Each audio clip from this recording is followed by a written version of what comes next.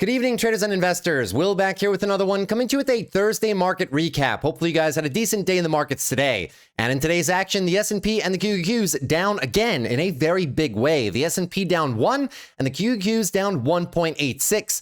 And there was a lot of damage here, especially on some fan favorite growth names, some of which we covered for their earnings yesterday, such as Elf Beauty, Duolingo. But look at Celcius Holdings, DoorDash, SMR, Iris Energy, Tempest AI, Rocket Lab, Robinhood, which had phenomenal earnings yesterday, down 10%. It's been a while that we've seen so many names down 6, 7, 8, 9, 10% plus in the market. The vibe is definitely shifting, and we've been talking about that for the past week and a half. Trades that used to be easy aren't so easy anymore. And of course, it's because of the lack of overall market breadth and the fact that the markets leading into this week were quite extended on a technical basis. So is this just a technical pullback, or is there something possibly bigger brewing behind the scenes? Now, in terms of news today that kind of made the sell-off happen, well, number one, it was the jobs report that came out this morning, the Challenger jobs report, showing that the jobs cuts in October hit the highest level for the month in 22 years. That being said, guys, it's not looking very good in terms of the jobs market. A lot of this we already covered on the channel, saying that some of it is just normalization from companies with execution problems that hired too much in 21 and 2022, and now are kind of cutting back on their labor forces. Other companies have been seeing AI efficiency gains and have also been laying off workers. This has led to one of the worst jobs reports that we've seen in a while. Additionally, we had another one of these fire off today. The fourth Hindenburg report, Omen, has just fired off in roughly the last week and a half. We covered this on the big Saturday video where we went over a bunch of statistics and tried to derive where the markets were heading in the short term. By the way, if you haven't seen that video, I spent 30 minutes describing where we were in the markets and why it was possibly the best to be a bit careful coming into this week in terms of positioning. This indicator, I'll remind you, only happens when you have very weak market breadth and when the markets are very close to all-time highs. Additionally, we have some updates on the good old OpenAI drama. Now, I'm pretty sure some of you guys have seen this before, maybe you haven't, but over the course of the weekend, we had an interview between Brad Gerstner, legendary investor and manages his own fund, who was interviewing Sam Altman of OpenAI, and he raised the good old question of, listen, you guys have $1.4 trillion in commitments. How are you guys going to pay for it? Because you guys don't make that much money. And keep in mind, Brad Gerstner is a big fan of OpenAI. He is a private investor in the company, and he has a fairly sizable position. What did Sam Altman have to say to him? Well, he said, we're doing well more revenue than that. Second of all, Brad, if you want to sell your shares, I'll find you a buyer. He really snapped back at Brad, which was kind of awkward when that interview was released. And thereafter, we had some ensuing drama. Yesterday, we had the OpenAI CFO saying, yeah, we wouldn't mind federal support in terms of a backstop for all the chip investments that we've been making. It kind of builds upon the narrative that is OpenAI even able to fund all these deals, the $1.4 trillion that they've locked up so far? The Trump AI czar came out today and said, no, we're not going to do anything of that nature. No bailout for AI at all after the OpenAI CFO's comments. And thereafter, that led to this massive post today by Sam Altman saying, listen, I'm going to clarify a few things because obviously there's been some discussions surrounding our revenues and our comments surrounding possible government bailouts or backstops or whatever you want to call it. And he basically kind of just went all in here, all in over there. And, they are losing market share at the same time. And in other news, so we'll cover all that, of course, guys. We're going to go through these a bit more in detail in the next few moments. But also, another big piece of news today, just for some fun for you guys as well. Polymarket Odds here, after Take-Two Interactive released their earnings and said GTA 6 is delayed until November 2026. Another delay for GTA 6.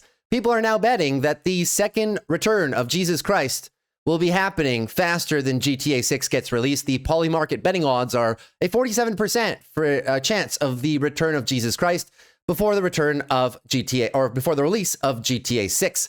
So we got a whole bunch of stuff to talk about in today's video, guys. Number one, we'll be going through all of those news headlines, the jobs cuts that have been happening recently, the vibe shift in the market as a result, and of course, we'll go through the OpenAI drama right now, which is leading a lot of people to kind of question the markets and are these AI investments actually going to pay off? You might remember not too long ago, about a month ago, we were in the absolute hype cycle of AI, essentially, right? To where OpenAI was basically throwing a whole bunch of money around everywhere. We got earnings from Oracle showing massive remaining performance obligations with Project Stargate. OpenAI was signing deals with everybody, more money with Microsoft, deals with Amazon, deals with absolutely everybody. The neo cloud providers such as Iris Energy, right? APLD, NBIS as well. Like all these companies were getting so many deals and it was just such an easy trade long. And now people are questioning, saying, is there actually enough money to go around and kind of, fill the circular trades here that's been happening between OpenAI and NVIDIA, Microsoft, through Nebius, through CoreWeave, back through Intel, back through Oracle. So many circular deals through AMD as well, right? Is there actually enough money for this stuff? So you can clearly see that there's a vibe shift. So we'll do a good job of covering a lot of that news today and kind of describe the landscape in which we're in. After that, after we're done a big introduction for today's video, I do have some earnings prepared for you guys. Earnings season very, very much still underway. And we'll be covering 4 different companies today. Number 1, TradeDesk, and number 2, AirBNB. And then 2 companies that are just not on this list at all. We'll be covering Celcius Holdings and why they were down over 20% today. And then lastly, we'll be covering Affirm, the buy now pay later provider, which is my favorite buy now pay later provider, which had really good earnings as well. So we'll be covering those 4 companies. Shout out to everybody else who had earnings today: Iris Energy, Vistra, Oscar, DraftKings. We just don't have time to cover everything, of course, guys. So we'll go over those 4 companies, and tomorrow we might be able to catch up on a few that we've missed this week. After we are done the big earnings recap, we will take a look at our markets and see where we are right now. And of course, after Saturday's video, you guys shouldn't be surprised. We are now starting to fill a little bit of these bearish narratives. The AI bubble narrative is in full swing right now. And also, we're getting some jobs creations and some job cuts softening. So a few elements of the bearish narratives are currently coming alive, which is why you're seeing continued weakness in the market overall. So we'll be covering our technical analysis on our indexes, check on the rotation, where the market's performing well, or is it just a broad market sell-off? After that, we'll be taking a look at our big tech list down here and derive which of these companies could possibly be some nice investments in terms of short-term swing trades, or maybe just long-term swing trades. As the markets remain very volatile, it's kind of tough to position for some short-term swing trades, right? The breakouts aren't happening. Companies that report blockbuster earnings are going down, such as Palantir and Robinhood. So you're kind of eliminating some of the froth, some of the euphoria in the markets right now. So we'll take a look and see, of these companies, can we find any positions that are nice to DCA, maybe for longer term portfolios? And at the very end of the video, if we have time, we will take a look at our biggest gainers and losers of the day and my comments on a lot of these names, because some of these names have a lot of things in common. Well, one common theme is the fact that a lot of them have just ran way too much over the course of the past 1 to 3 months.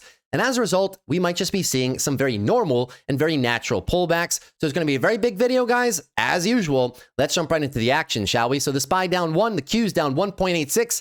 And the heat map kind of looked something like this. It was all over the place, but the breadth was definitely not there. Again, a lot of declines in your big tech names, several big tech names coming down 2-3% like NVIDIA. The financial sector not doing too bad, but still struggling on the day. Healthcare not doing too bad as well, as Eli Lilly continues to carry the entire portion of healthcare on its shoulders. And the bottom half of the market also very mixed. You'll see that best in terms of this chart right here. Market breadth still remains a problem, which is why the Hindenburg omen fired off again.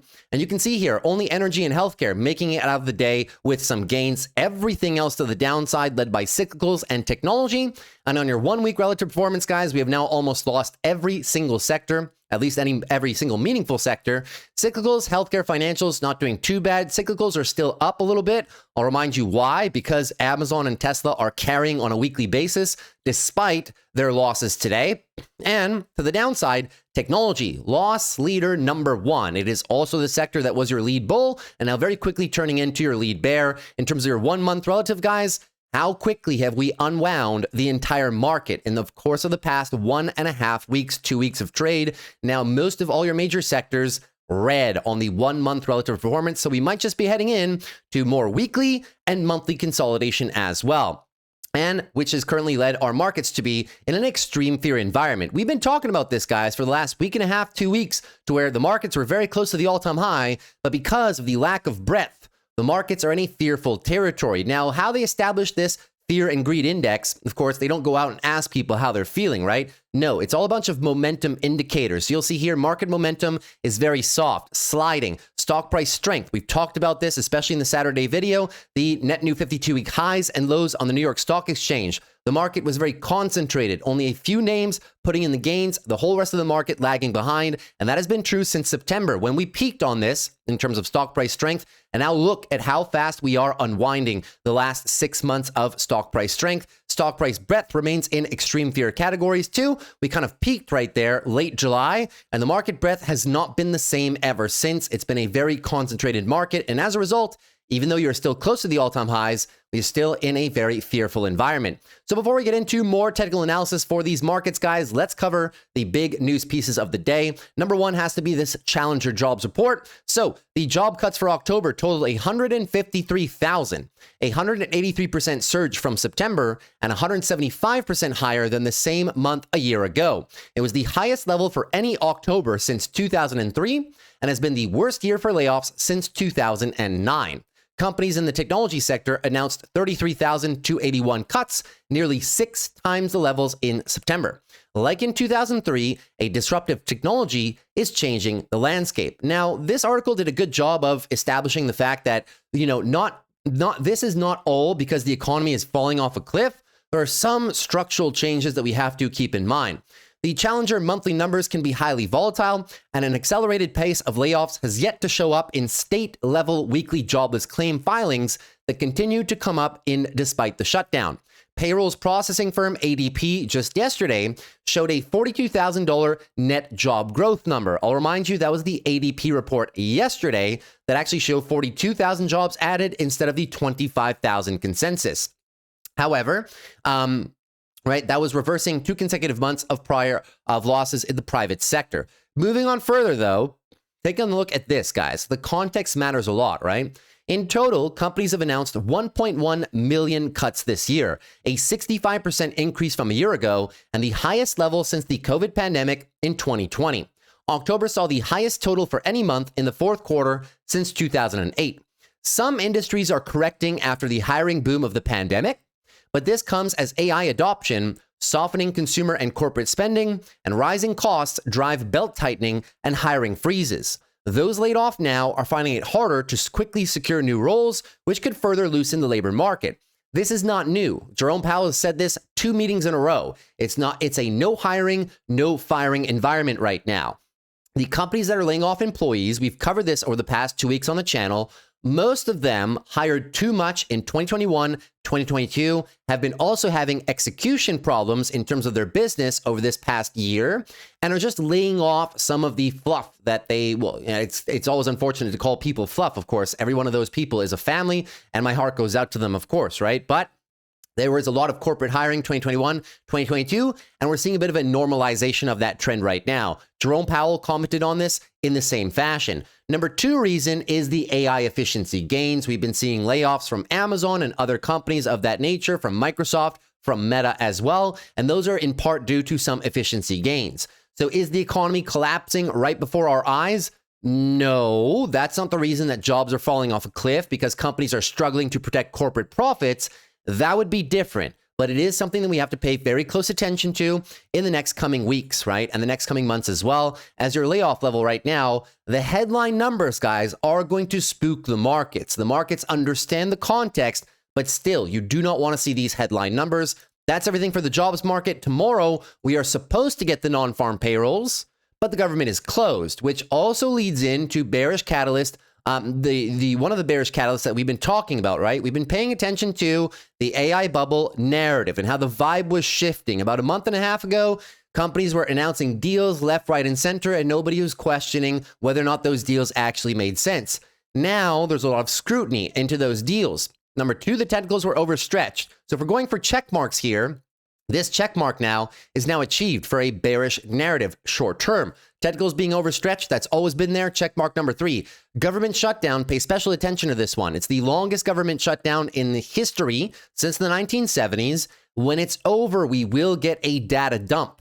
So keep that in mind. That could be a bearish catalyst for the market short term. Jobs creation softening. Well, if we get more of these soft labor reports from external parties, it's going to add to it as well, right? The consumer status right now is also not so good. We've heard from companies like McDonald's yesterday, Chipotle, Kava, other consumer-facing brands, and discretionary goods remain very, very slow in terms of purchasing from consumers, right? So that is a check mark in favor of the bears right now. The private credit and bankruptcies we'll have to keep an eye on. Still mixed results on that. And the China tensions and tariffs at least now are offline because we just structured a deal. But you have many elements to the bearish thesis that I described in the Saturday video, which is why the markets right now are falling and the sentiment is just not very good.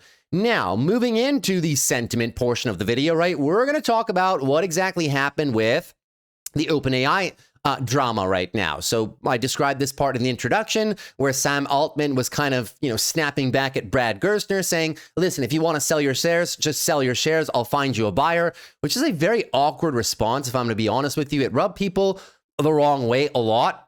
And thereafter, we also had the CFO coming out yesterday and saying, in a conference, we wouldn't be opposed to the government providing some sort of backstop or possibly some direct investments into AI infrastructure and whatnot, just giving the sector a little bit of a pump type of thing or a little bit of a guarantee. Today, the Trump AI SAR, Mr. Sachs said, no, we're not going to do that at all. No bailout for AI.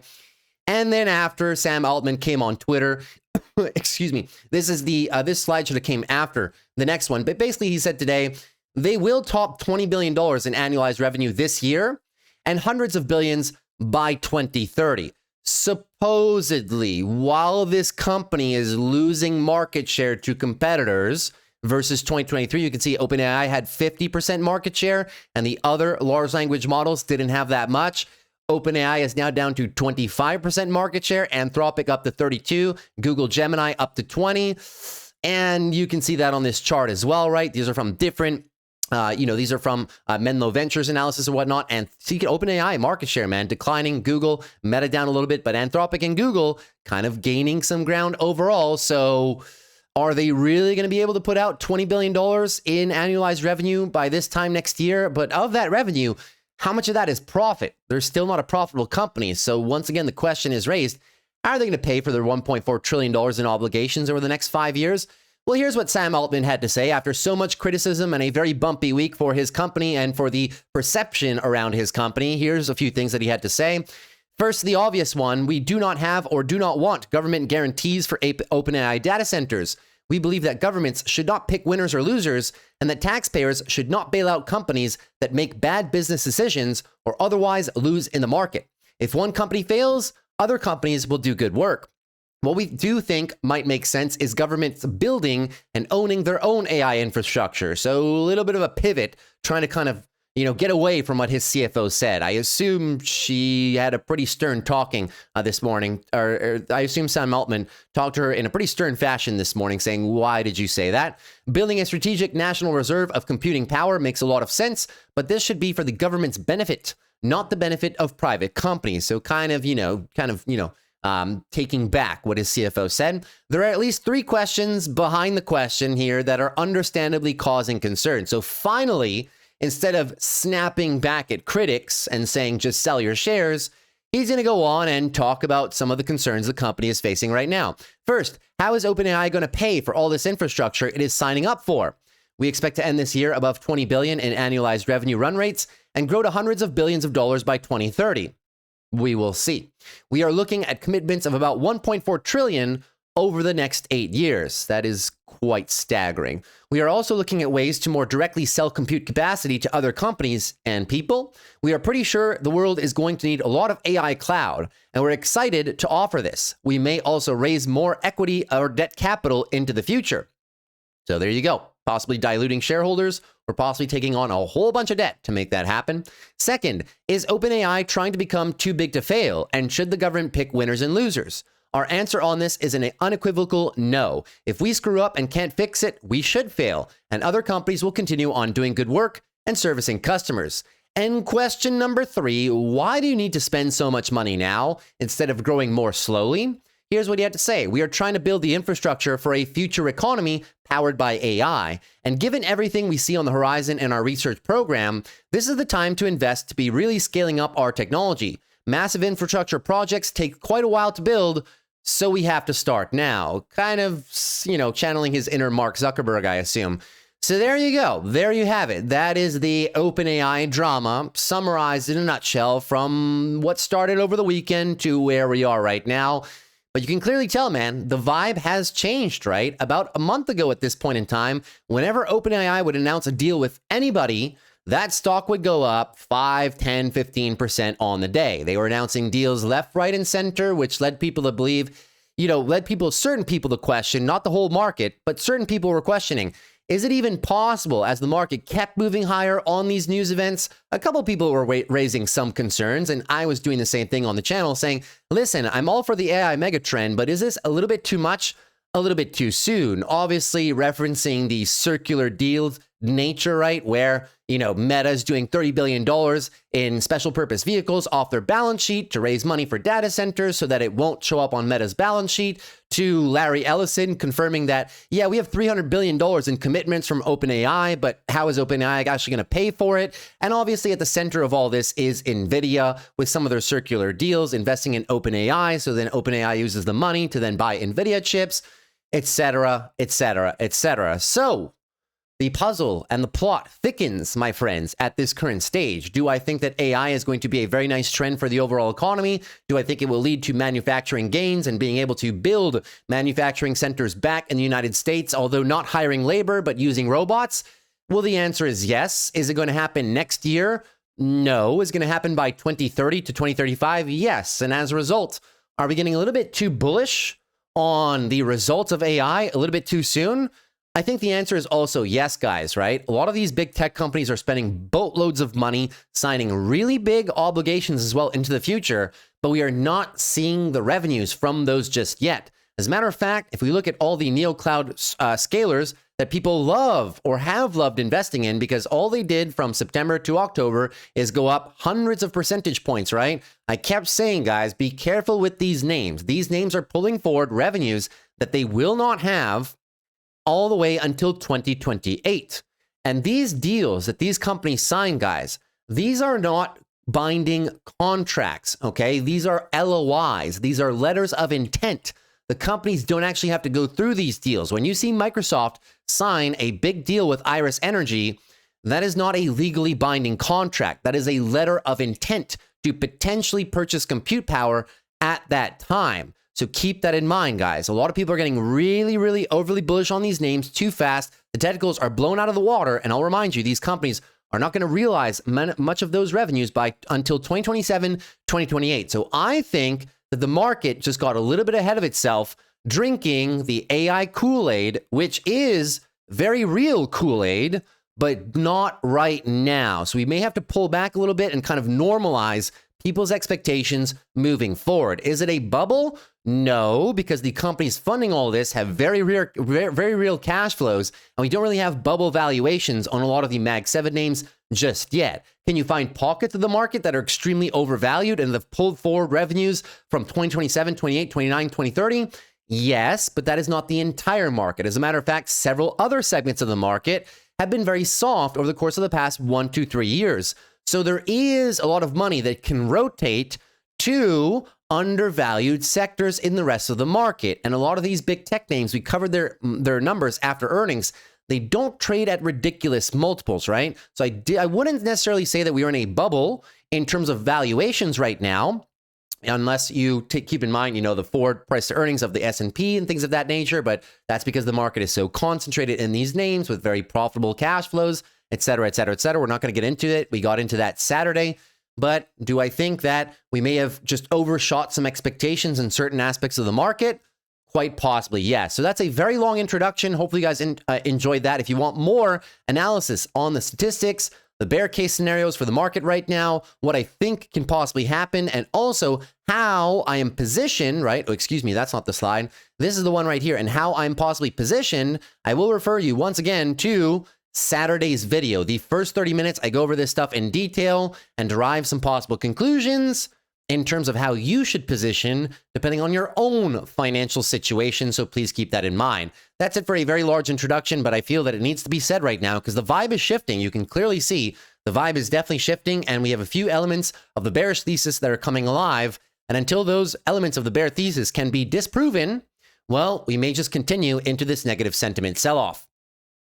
Now that we're through all of that big introduction, it's time for some earnings rundowns. And I'll try to get through these as quickly as human possible to spend some time on the charts at the end of the video.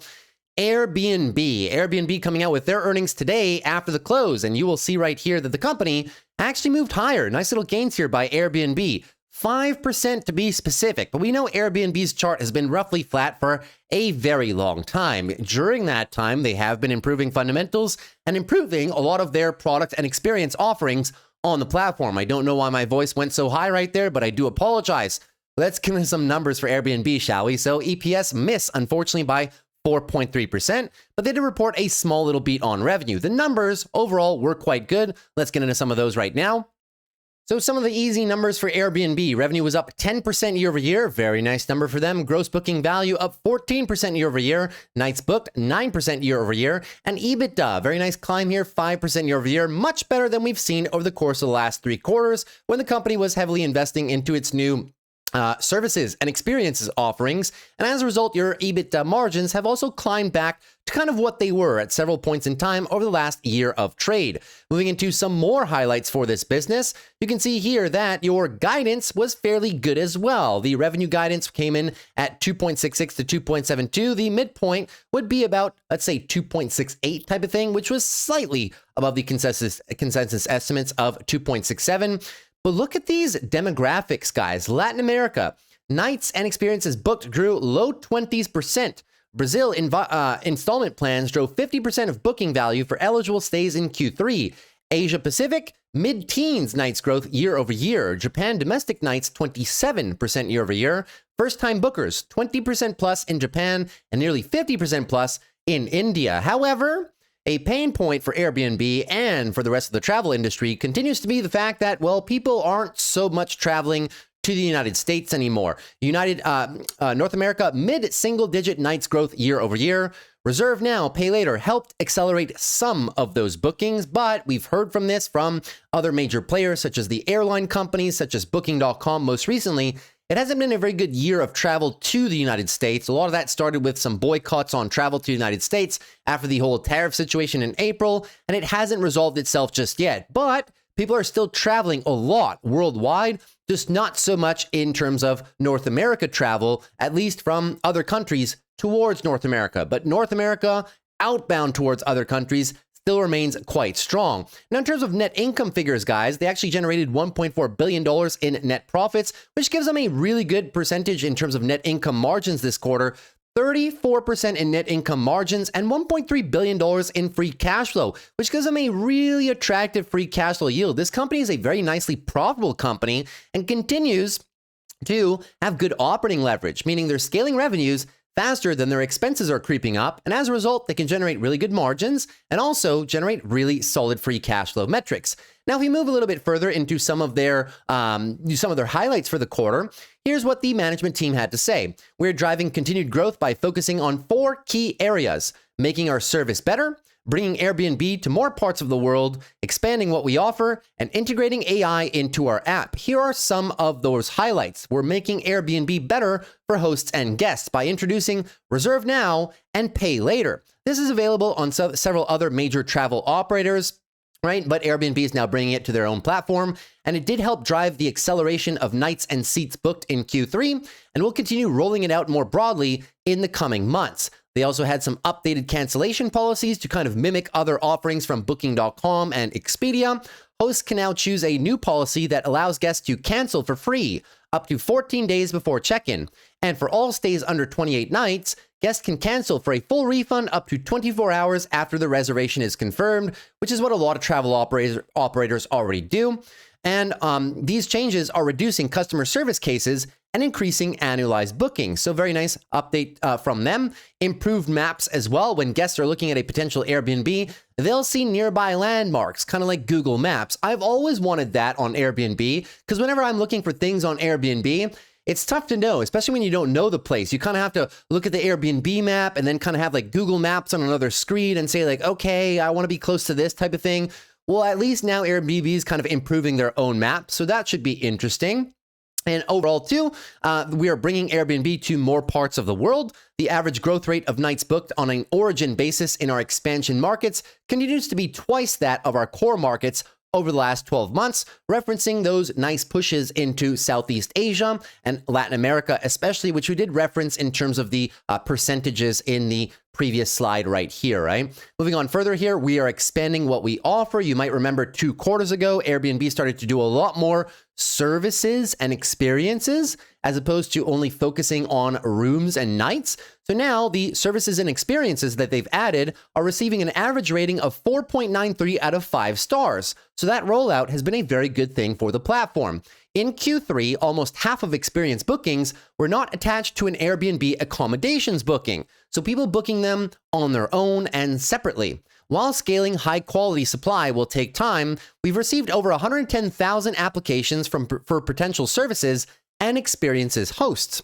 Who's going? Before guests book an Airbnb experience, we'll show them who else is going and where they're from. So kind of trying to do a little bit more social, integration in terms of Airbnb. Direct messaging as well. This is brand new. This could be fun. Guests can now request to directly message other guests they met during an experience to keep in touch or plan their next experience right in the app. They're trying to make the platform more sticky, guys. And these are very good updates. They're very subtle updates, but it helps create a very nice ecosystem for the brand. Connections in profile. In the connections section of the Airbnb profile tab, guests can see the people they've met on experiences, so it's easy to reconnect. That's very strong. And then they also go into saying, listen, we're integrating AI, especially for AI customer support and etc., things of that nature. So very subtle changes to the platform recently. However, their service and experiences push has been really doing well for them. In terms of more numbers for Airbnb, if we just scroll all the way down here and get a visual representation of where they're going, quarterly revenues, nice little increases right there. Not crazy, 20%, but still, double-digit growth is very strong. Their summer quarters are usually the best. Quarterly net income as well, very solid too, 34% expansion. Quarterly adjusted EBITDA up and to the right, which is exactly what you want to see too. And here we go, quarterly free cash flow, a highlight of the business. Really doing a good job, man, of printing a bunch of free cash flow for shareholders. And yes, they are buying back shares with the free cash flow. Trailing 12-month free cash flow, $4.55 billion. Some of the best numbers they've ever had. And what do they do with it? Well, they keep buying back shares. Not the fastest buybacks in terms of, comparison with some other big tech names, but still very strong. So the revenue growth looks a little bit like this. Growth with bookings, very solid, man. Coming out of the pandemic, really strong, and then kind of normalizing with a very healthy growth rate. In comparison to some other growth or some other travel providers, you can see Airbnb is in pink, Booking.com is in blue, and our Booking.com is in light blue, and Expedia is in dark blue as well. So Airbnb still not as big as some of the other travel operators, because obviously some of the other travel operators have a combination of flights and packages, which really helps them have a better ecosystem. But Airbnb definitely have carved themselves out an extremely attractive niche over the course of the past 5, 6, 7 years. Since they've had their service available to all of us consumers. Well, it's been longer than that, but most of their expansion came in the last 4, 5, 6 years, essentially. So they're doing well. They're keeping up with the competition, and people really seem to enjoy their service. Now, in terms of the valuation, which is the next obvious question, at 125 right here, with the share price basically not moving in the past 3 years, is Airbnb a buy? Well, this is a nice company. Whenever you find a company that the share price hasn't moved, but in that same time, what have they done? They've improved net margins. They've improved free cash flow. Their EPS continues to go up and to the right at a decent clip here. And revenues also continue to go up and to the right as well. And people really enjoy the quality of the experiences on Airbnb. When you have a share price that's done nothing, but the platform's improved, revenues have improved, other margin metrics have also improved, that usually tends to be a decent area to kind of accumulate some positions for some possible action to the upside, when the share price decides to finally get some lift, right? But, they're not doing bad. Don't get it wrong. You might look at this chart and say, well, they're not doing too good. No, they're improving across all metrics, as a matter of fact. At $125, you're looking at a forward price to earnings of 26.1, a forward PEG ratio of 1.66, which is okay. The best metric, though, is this extremely attractive free cash flow yield, and they do have about $6.6 billion in buybacks remaining, which is 8.8% of the float. So the company's doing good. It's a highly profitable company. They make a lot of free cash flow, nights and experiences, gross bookings, everything is moving up and to the right. Their international expansion is very healthy right now. Hosts and guests alike seem to really enjoy the experience on the platform too. As a result, I do think that this company is a buy. Is it a overweight position, meaning like should it be your top tier position in your portfolio? No, but can we position in this one possibly for some nice gains over the next 2, 3, 4, 5 years as Airbnb just continues to expand its services, experience divisions, and continues to be a very strong player in vacation rentals by owners? I think the answer indeed is yes. So Airbnb does get a buy from me because the valuation is definitely supportive of that. I know the share price hasn't been too exciting, but I am fairly bullish on this company moving into the next few years. And I do hold this one in my long-term portfolio as well. The only other travel company that I own is Booking.com. Now that's it for Airbnb. Hopefully you guys enjoyed. Now let's get into company number 2. We're gonna take a look at Affirm. So Affirm, obviously one of the stronger buy now, pay later providers in the market. Other competitors include Klarna and smaller names such as Sezzle, but Affirm is my favorite one. And a lot of that has to do with the fact that they have some of the lowest delinquency rates and some of the highest credit ratings for their consumers. So arguably, this is the highest quality buy now, pay later provider in the markets. At least it is, in my opinion. Now, of course, they were down today because everything was down today. They were down 7.7% during the day, but then they had a very beautiful earnings pop, about 12, 13%, really delivering strong earnings and showing why, in my opinion, they are the strongest player in that niche right now. Beat on EPS by 105% and beat on revenue by 5.7% too. This is also their second profitable quarter in terms of positive operating margins and their third positive quarter in terms of positive net margins. I'll remind you, Affirm wasn't always positive, guys. They had net margins for a very long time. The CEO gave guidance that that would all change in 2025, and it has changed. The last 3 quarters have been positive in terms of net margins, which is really, really strong to see. This quarter specifically, 8.6% net margins, which was really good. Q2 was 7.9 and Q1 was about 4%. So they're making good progress on their net income margins. Let's have a look at some deeper numbers. So in terms of some extra numbers for Affirm, of course, well, we already went over the sales and EPS. Here's the guidance for their fiscal year Q2. Sales coming in roughly in line with the estimates, so no bump there. EBIT coming in literally in line with the estimates as well. Fiscal year full sales, because they guided for the end of their fiscal year, which will be in 2 quarters from now, that came in line with the estimates. And fiscal year EBIT, they're actually going to be a bit more profitable than previously anticipated. And so that looks kind of something like this for a quarterly snapshot. Revenue was up 34% year over year. Active customers was up 24% year over year to 24.1 million. They continue to gain traction with their customer base.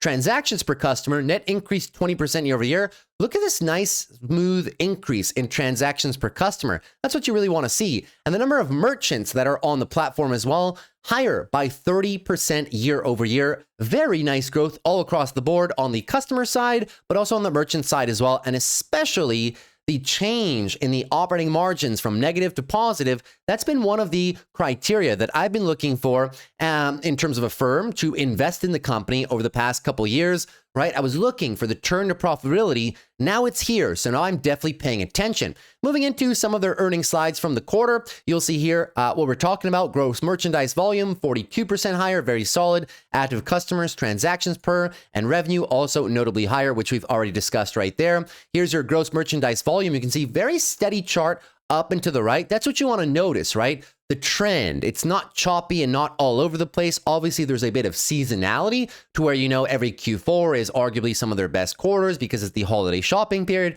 etc. But nice movements up and to the right over the course of the past 2 years. Now, direct-to-consumer business highlights, that's also very strong. Affirm Marketplace, strong, but also their Affirm card that they've been making very good pushes into. Look at the Affirm card GMV growth, 135% year over year. Very strong. Affirm card active customers as well. They're now at 2.8 million customers, which is 101% growth, which is very strong. Very, very strong. Love to see that. People are really enjoying that Affirm card. In terms of their transactions across different channels, what I want to bring your attention to is the product composition. A lot of emphasis on Affirm is put on the 0% monthly APR deals, and we described this over the past 2 earnings cycles. How do they actually get 0% financing deals with the merchants? It's very simple, guys, right? Essentially, the merchant is paying the interest rate. They are subsidizing sales. So let's say you're Samsung or let's say you're Apple and you want to drive sales, right? Well, and you know that people sometimes might enjoy financing, 0% financing to be specific, if you meet the credit criteria. So essentially what's going to happen is Affirm is going to broker a deal behind the scenes with Samsung or Apple and say, listen, you guys, we'll charge you guys 2.99%, but on the website, it'll be 0% for the client. However, what this will translate to is an increase in sales, and merchants really enjoy that. It has led to an increase in sales. The CEO has been commenting on the success of this product over the course of the past few years, and it is one of their fastest growing segments, 74% year-over-year growth. And pay in X, meaning kind of like Sezzle, pay in 2, pay in 3, pay in 4, short-term 0% APR as well, 55% growth. So you can clearly see pay in X or their 0% monthly APR deals, some of their fastest growing segments. And interest-bearing products, which still represents the bulk of Affirm's business, 35% year-over-year growth, very, very strong numbers. Now you can see in terms of the growth across a wide range of categories, general merchandise, 24%. This is year-over-year changes, right?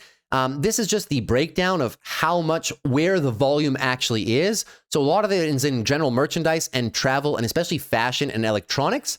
Look at all these growth segments, guys, in terms of their business, right? 24% gross merchandise, travel and ticketing, 38%, fashion and beauty. Sorry, I know it's a bit small. Let me try to blow it up as much as I can. My bad. 38% travel and ticketing, fashion and beauty, 30%, electronics, 34%.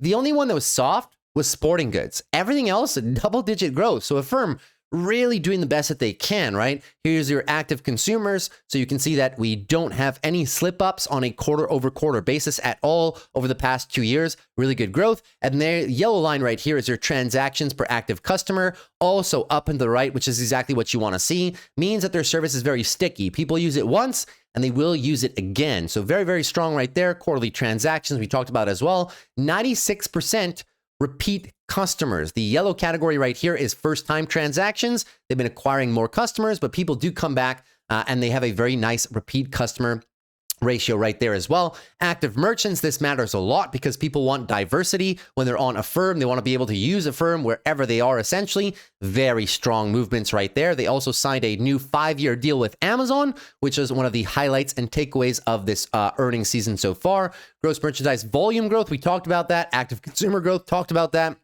Transactions and merchants growth, but I'm just giving you guys visual representations to just show you that the business is consistent, right? It's not a one-off. That's what you want to be careful of sometimes. Merchant fee rates, which is very good in terms of the rates that merchants are, charging in terms of that, right? So the rates are very, very consistent, I would say, in my opinion. Now, interest income as well. Here's their interest income composition. Consumer side, very good, and an amortization discount, of course. Now, I'll remind you, Affirm's business model, okay, is that they do not hold the loans in-house. They sell their loans to whoever wants to buy them. Think of some of the big banks and, players of that nature. So they make a lot of money initially on some of their interest-bearing products, but eventually they do also look to sell some of those products as well to the highest bidders. And as a result, they will get a one-time transaction fee for some of those loans, or they could be held into the deal and get a cut of the interest without holding the debt. So it's a good situation for them overall. If we move here further down, what I want to show you guys is they're doing a good job of mitigating operating expenses, which is why your net margins have been moving higher. So pay attention to the percentage of revenue line right here. Here is your technology and data analytics expenses. The yellow line shows you that as a percentage of transactions, it has been coming down. Sales and marketing as a percentage of transactions has been coming down as well. And G&A expenses as a percentage of transactions has been coming down. So the company and the CEO and the management team doing a really good job of managing their costs properly. And as a result, you're now seeing 2 quarters of positive GAAP operating income. So not pulling out any accounting tricks to actually make that happen. The one thing that I really enjoy with Affirm, guys, is I'll just bring you down to a few more here, is their delinquencies, right? So their delinquency ratios are fairly low overall, 30 days plus as a percentage of active balances, right? Very solid right here. You can see it's mid 2s. Sometimes they offer some comparisons in relation to their competitors. Sadly, they haven't done. Oh, there they did. 30-plus day delinquency performance against select consumer lenders. They don't name them here, okay? Affirm is the lowest, which is why I enjoy this business. You could assume that some of these higher lines here might be some of their competitors. Maybe Klarna, maybe Sezzle, maybe Square's Buy Now, Pay Later, maybe PayPal's, maybe some banks that do it directly, right? The reason that I prefer Affirm over and above every single company, forget all the other revenue growth and customer growth slides and all that stuff that I've showed you, right? This is the main reason why I enjoy this company a lot more than the other ones. Their delinquency ratios are almost 2 times lower than the industry standard. They do a good job of really vetting their end customers, right? So Affirm, very solid earnings, guys. The next question you should be asking yourself after all of those bullish elements is the stock right now a buy? After it's been consolidating, nice monthly consolidation on the chart coming into our recent level of support, down from the previous highs here around $100, now at a nice discount into the low 70s. Is the company a buy at 74 bucks? Well, forward price to earnings is an 81, but keep in mind they're growing EPS at 54% per year. Now, granted, that rate will not stand forever, right? Because they are growing from zero. So this is finally your EPS acceleration from zero. Sales is very nice and also accelerating to the upside too as they continue to lock away more merchant deals. So although the EPS growth rate will not last forever, through 2028 is still very high, which gives them a PEG ratio now of 1.48. And price to sales for a company growing revenues at 24% year over year, which may just be a better valuation metric since EPS is coming off of zero, is a 5.4, which is very manageable in my opinion. If we just give them a straight line price to sales, right? Affirm 5.4 for a fast growing company with expanding margins, expanding customer base, and a low delinquency rate. A 5 price to sales is not asking for the moon, right? If you just look at 2028 sales overall, and we give them a 5 price to sales for the value of the company, right? Let's just say 5 times 6.1 in terms of sales. It gives them a market cap of like 30 billion. They're currently sitting at about 21.48, which would be an appreciation of about 42% above the current price. That's if they just stay at a base case 5 price to sales. Obviously, if Wall Street and the markets allows them to expand multiples, your ROI will be greater. But if we just take straight line price to sales, you wouldn't be surprised to see this company in the next 2 years go into the 30, possibly $35+ billion range if they just keep executing on their model overall and keep their delinquency rates low. That being said, that's everything I had for you guys for Affirm. So Affirm is indeed, it's a buy for me down here, right? Obviously, there's some consumer concerns. There's the jobs market concern, of course, so it might be a bumpy ride, but it is a company that I would not mind holding into the next 3, 5, 6, 7 years. I do think of all the buy now, pay later platforms, it is one of the better ones. I do understand that some people just don't want to invest in this type of business model. They consider it to be dangerous, and that is a very good thesis as well. But if you wanted to take the risk, does the risk to reward at these levels, does it make sense? Well, the answer is a yes, in my humble opinion. So keep that in mind. That's it for company number 2. Now, company number 3, we're going to switch gears again, and we're going to move on to TradeDesk, the company that has not had a very easy year so far, declining massively, right? 4 quarters ago, then just last quarter, having another day after earnings down 37%. Now, a lot of this had to do with their new platform, their Kokai platform. They used to have an old platform here. Well, it wasn't old, it just wasn't optimized. Then they switched all their clients over to the new Kokai platform and integrated that platform into their business. The rollout was very choppy. After this one, the CEO apologized and said, listen, the rollout wasn't as we expected. We'll do a better job. This quarter right here showed that they were doing a better job. But then here again, it was like, we tried, but still some customers are finding it confusing. We lost a few customers as a result. Customers aren't seeing the efficiency gains that we wanted them to see, even though our platform tells us that there should be some efficiency gains. Is it finally better now? Have they normalized the platform integration? The answer is closer to yes than it is to no at this point in time. As a result, TradeDesk right now in the after hours, they went down 12% before getting it all back and kind of ending a little bit flat like they were all day. The earnings, however, were not that bad. If you take a look here, they did beat on EPS by 14.5%, and they also beat on revenue by 2.77%. So is this company a good investment now that it's gotten crushed from the all-time highs, still down 67% into multi-year areas of support? Is the company a good buy? The answer is maybe, and we're going to get into some numbers right now. So some of the easy numbers for TradeDesk: revenue was up 18% year over year, adjusted EPS up 10% year over year, adjusted EBITDA 23% year over year. And that's something that you can't really take away from TradeDesk. They are a decently profitable company. This quarter as well, your net income margins were 29.9%, which is roughly in line with some of the better quarters that they've been seeing recently. So 30% net income, non-GAAP net income, was very solid. Can't really take that away from them. Moving on to some more numbers from TradeDesk right here in terms of their guidance. Revenue of at least $840 million for next quarter. That did beat the estimate of $831 million, which was pretty decent overall. Customer retention ratios remain above 95%, and Kokai Innovations, finally integrating them, driving more adoptions, finally, across connected TV, retail media, and the open internet as well. Moving on, our momentum, here's what the CE management had to say. Our momentum continues to be fueled by new product innovations we've launched across our Kokai platform, which are helping the world's leading brands unlock the full potential of data-driven advertising. As AI transforms the advertising ecosystems, customers globally are relying on the TradeDesk to enable objective, data-rich buying across channels and partners to drive real-world outcomes for their businesses. The pace of our innovation reinforces our leadership position across connected TV, retail media, and the open internet more broadly. As we close out 2025 and look to the future, we believe the TradeDesk is uniquely positioned to capture more market share as we help advertisers succeed on the open internet and drive measurable business growth through data and AI. If you guys don't know what TradeDesk does, it's very simple. I'll just kind of do you a little drawing, right?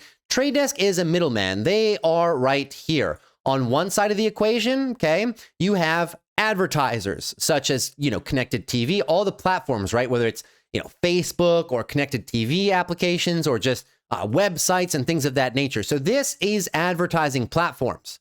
On the other side, you have companies, Nike, Starbucks, all the companies that you guys know. What TradeDesk does is it analyzes a company's advertising metrics and says, listen, you, Starbucks, you guys do better when you advertise on, let's say, Facebook, or let's say you advertise on TV. And how much? How much of your advertising budget for Starbucks should you put on social media? Should you put on TV, et cetera, et cetera, et cetera?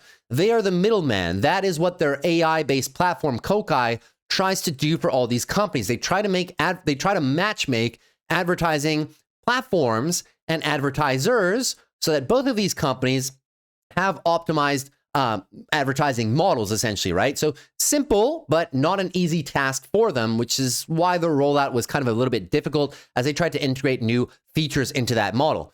But you know what one of the main issues with TradeDesk is? I'm not going to take away their numbers this quarter because their numbers were still good. Customer retention's over 95%. Revenue growth rates were good. However, guys, the guidance for Q4 was only for 13% revenue growth, okay? I'll remind you, this used to be a company that was growing 20% plus over the past few years. Some of the reasons for these declines here were platform integration problems. Other reasons for the declines were the slowing of the revenue growth rates from over 20% for years down to now high to mid-teens, okay? Because they have some competition. And competition from who? Competition from this website right here called Amazon, which you guys know very well. And I've been saying this over the course of the past 2 quarters. TradeDesk used to be a company that I used to love playing. Their growth rates were very high, their margins were very decent, and it seemed as though they could do no harm, right? They had partnerships with every company under the sun, every advertising platform under the sun as well. But then, about a year and a half ago, Amazon started to do a really big push into what's called the DSP portion of advertising. And what did they do? Well, they lowered the rates that the industry pays, essentially. So here you go. If you use TradeDesk as an advertising platform or as an advertising middleman, TradeDesk will charge you what they call a 20% platform take rate. That is their fee. Do you guys know how much Amazon is charging customers right now with their promotional rates to capture more of the market? 1%. Used to be 15%, which is why Grok right here gives the range. But now most of their DSP deals are done at 1%. They're taking market share, guys. Amazon does this all the time, and it's very unfortunate for a lot of industries. Amazon just gets into somewhere and they just use their economies of scale and all their leverage, right? And they just bully other companies, you know, and they just drop the rates across the industry. That is why you're seeing TradeDesk struggle a little bit right now. TradeDesk has very good products, very good offerings, a very powerful network, but Amazon is chipping away with the same thing they do whenever they enter an industry, right? Now, there are some differences between TradeDesk and Amazon's platform, of course. Amazon's advertising business is still, although it's massive, it's still growing and they're still expanding their offerings, right? TradeDesk is open web programmatic buying, means they have a wider end, you know, they have wider relationships with end advertising platforms and with advertisers overall. Amazon's reach is kind of limited to Amazon's website itself or certain third-party sites. It's not as wide as TradeDesk. So that is a point in favor of TradeDesk, but the take rate fee is a point in favor of Amazon. So here's the summary, right? Overall, TradeDesk's 20% take rate makes it more expensive in terms of platform overhead compared to Amazon, right? But TradeDesk offers broader open web access and advanced tools. This is true. TradeDesk is more wide and they have more tools because they've been at the advertising game for longer and they're kind of more in touch with what customers actually want. But Amazon is catching up quick. And I swear to God, there is nothing worse for a business. What I've learned over investing the past 15 years is there is no other company in the world. There's no company that if I had a business and my competitor becomes Amazon, I start to get very nervous, right? It's kind of like there's a fire that gets lit under your butt and you kind of see the clock ticking and you really got to do a good job of optimizing everything, showing that you still present the better value proposition to your customers, prevent customers from switching. That being said, they still have a very high retention rate, but over the past few years, they have lost a couple big players that are trying to do their advertising on their own, such as Netflix. So I don't know. My thoughts are, if you do go through a furthering of a consumer slowdown like we're having right now and companies pull back on their advertising budgets, maybe they switch, right? They say, well, yeah, listen, you guys have a broader reach and you have better tools, but Amazon is just offering me a better fee. And because times are tough right now, we're pulling back on our advertising budgets. We may try out Amazon and may come back to you guys in the future. Maybe, right? This is all speculation, but one thing that I don't want to do as a business is compete against Amazon. That being said, valuation metrics right now. So at $47, does the company make sense? It is trading at a 43.54 price to earnings. Their EPS growth rate is 30%. However, keep in mind, guys, they got crushed, right? They got crushed because of that the platform integration issues and, you know, several other issues in terms of operating expenses in relation to those that upgraded platform. Essentially, their EPS kind of just took a time machine backwards. So now we're using EPS growth rates 26 to 25, 27 to 26, etc. We're coming off from the bottom. So obviously this EPS growth rate is a little bit fake, right? They're just kind of getting back the EPS that they should have been able to build upon last year. Revenue, though, still up and to the right, which is solid. The company also doesn't have that much debt, brings in a decent amount of free cash flow as well. Excuse me, that it reads wrong, and it should be Q3 instead. That being said, at 47, you get a PEG ratio of 1.45. However, as I said, this EPS growth rate will not be 30% forever. For the next few years, is it an okay buy? Maybe, but the competitive landscape from Amazon, guys, it gives me a lot of pause and a lot of hesitation, right? It's not even that cheap. We literally just did Amazon's valuation, right? And they won't have a reduction in EPS growth rate problem, right? We literally just did the PEG ratio of Amazon and many other players. Amazon at 250 was a 1.64. Like if TradeDesk was trading under a 1 PEG, then it would be a no-brainer. I'd be like, okay, the risk reward on this stock is decently attractive right now. They're literally trading in line with some of the big tech companies. I mean, look at Meta. Meta's an advertising company as well, right? Meta at 630 has a 1.63 PEG. Which company would you rather buy? Meta or TradeDesk? They're almost the same, right? That being said, they have a trailing 12-month free cash flow yield of 3%, which is not too bad, and a forward price of sales of 6.74, which is also not that bad, right? The revenue growth rate has slowed down, so I can't say that you have to give them multiple expansion to a 10 price of sales, 15 price of sales, similar to companies who are growing revenue 25, 30% per year for the next 3-4 years, I think this price to sales is fair. I also think this PEG ratio is somewhat fair in relation to the fact that EPS is not the best measure for this company right now. So is the company cheap? Debatable, right? Do they still have the same first mover advantage and the same moat as they had back here, same competitive advantages? Debatable at this point. So this company is just a company that is debatable right now. Can we possibly invest a couple $1,000 and see how it goes? Yes, but would I make it a core position? No. Those are all my thoughts on TradeDesk. Thank you very much for watching that. Hopefully you guys enjoyed. And now one last one. We got to talk about what happened on CELH today. CELH down 25%. Another consumer-facing stock that, in spite of showing, well, this one, I mean, not all of them showed good numbers, but CELH actually showed really good numbers, and the market just didn't care. They were down 25%. Now, it's true that they missed on EPS. I'll explain why they missed on EPS. It's some repositioning in terms of distribution deals, which Pepsi is paying for, by the way. But it just goes to show the market right now. Like, people aren't even thinking twice, you know what I mean? Of course, the initial sell-off was algorithms in the pre-market. But then when the market's open, people are just like, nah, I'm good, I'm out. Consumers, jobs, Chipotle, whatever McDonald's said yesterday, all the consumer things that we've been facing for the past 3-4 quarters at this point. You know, are people really going to be in the business of buying $4 or $5 energy drinks moving forward when they're not going to Starbucks, they're not going to Chipotle?